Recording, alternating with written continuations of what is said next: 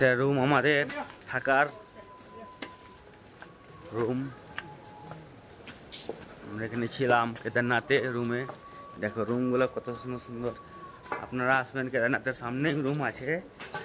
এই রুমগুলো ভাড়া 200 টাকা করে নিবে, খাওয়া দাওয়া 200 টাকা, 400 টাকা পড়বে ভাড়া। অনেক রাস্তাটা অনেক কষ্ট, 9-10 ঘন্টা রাস্তা। আমাদের এই কেদারনাথে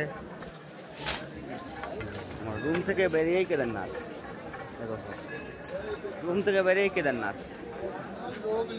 দেখে কেদারনাথ কেদারনাথ দর্শন হয়ে গেছে। আমরা চলে যাচ্ছি। আমরা সেই 10 ঘন্টা হেঁটে যেতে হবে আপনাকে, অনেক দূর, খুব কষ্টতে হেঁটে এসেছি, খালি পায়ে পায়ে। अब চলে যাবো আমরা दर्शन করে।